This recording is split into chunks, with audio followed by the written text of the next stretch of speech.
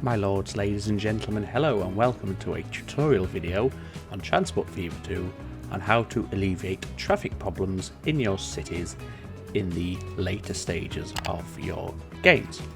So as you can see, we're starting in this city here, Gillingham, and as we can see all along this main road through Gillingham, down here, and even stretching up here, we have some serious traffic issues. And in fact, if we just close the traffic layer and go in close to city level view, we can see nothing is moving at all.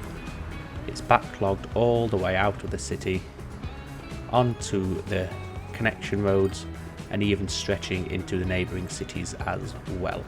So what's the first thing you want to do to sort out your traffic? Well, step number one is upgrade your major roads in your city to the highest capacity possible. So we'll do that now. So we'll get the streets, we want town roads, and we want the extra large streets, we want the bus lane, we want electrified tram lines, and we want to keep player ownership. So what we're going to do now is just go through the middle of Gillingham all the way down here and get all this upgraded. So let's get that done now, shall we, as a starting point. As you can see, this is going to move or demolish a lot of buildings. However, it's a price you have to pay if you want your traffic issues to go away. So let's get it done. Now there are instances where you cannot upgrade because of surrounding infrastructure, so we'll come back to that in a moment. But for now, I'm just going to do everything that we can. All roads possible are going to get an upgrade here. Again, look, another section there we can't do at this moment in time, but we will do it very soon. There we go. So that's, I'd say about 98% of the main road through Gillingham is now upgraded.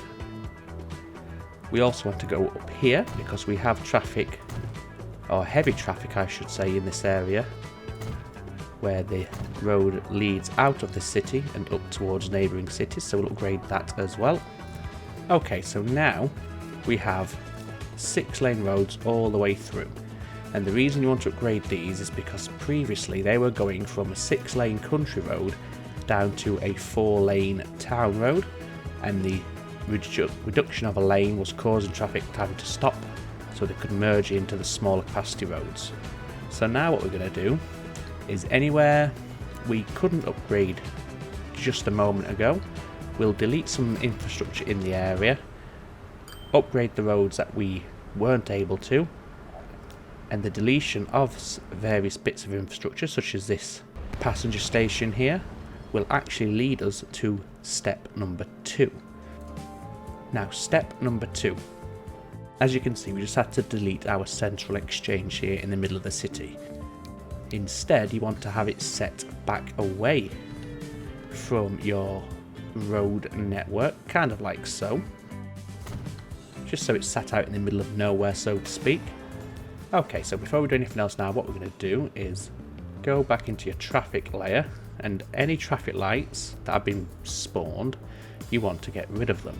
Now the reason you want to set these back is because if you have them connected directly onto your roads, then you can't get rid of the traffic lights that are generated. So by setting them back and connecting them in with a road manually, you can actually remove the traffic lights, and that will help your traffic flow. Believe it or not, you may think, well, the traffic lights are going to regulate the flow at the junctions. Doesn't quite work like that in my experience. You're better off having no traffic lights. Now what I also did is I also got rid of some outlying stations as well, so we'll connect those back in just out here. And again, just like we did there, we're going to set it back away from the road and connect it in manually ourselves. And again, just a 2-lane street is absolutely fine for this. There we go, and we'll connect this one on the far side over here. There we go. And again, just take the time, any traffic lights that you see, you want to get rid of those, so we'll do that now. Yep, traffic light, get rid of it, get rid of it. And I believe there'll be one over here as well. Yes, get rid of that. There we go. Now, if we wait a few moments, what we should see now is we should see some of this traffic starting to alleviate itself. The removal of the traffic lights is going to have a big impact, as well as the upgrading to the 6-lane roads as well. Already through the middle of town here, we can see traffic seems to be flowing a little bit better. What we'll do, we'll just quickly accelerate the game progression. We'll keep the date paused, and over time we should see this start to disappear quite nicely. In fact, the traffic coming in has been removed, it's just now the traffic heading out into the town of Bridport itself. Now that'll be because we have traffic lights here, and this is what happens when you adjoin your passenger stations directly onto the roads. You have these traffic lights, and as we can demonstrate here, there's no option to get rid of them.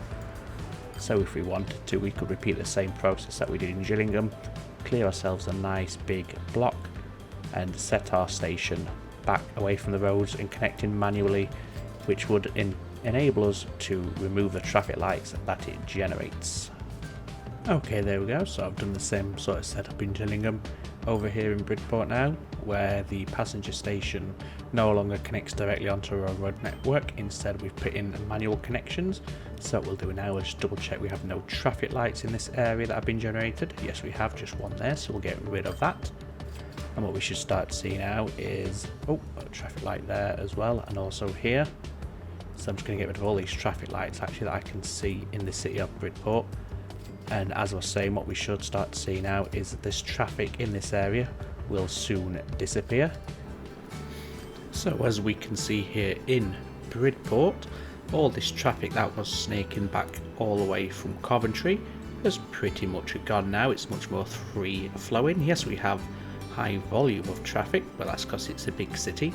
However, as we can see, it's no longer in a standstill all the way back to the neighbouring city, which is the main thing. Likewise through Bridport, yes, it's high volume of traffic, but again, it's not really at a standstill anymore. Likewise here, you may notice I've quickly changed this road here, so we have two one-way roads to connect in and merge onto this connection here. That's another thing worth doing, is using one-way roads from time to time. But as we can see, for the most part, the traffic is free flowing nowadays. We don't have the huge queues that we had previously, and through the centre of Gillingham here we can see it's pretty good traffic flow as well.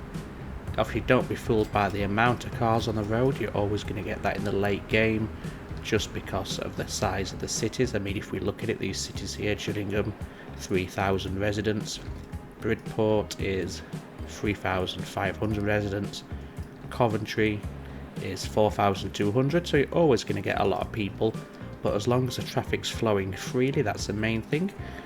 And we can see here now our traffic rating for Bridport is good. Our traffic rating for Gillingham is also good. So there you go, just a few simple steps that'll help you alleviate the traffic problems in your cities as you get to the late game.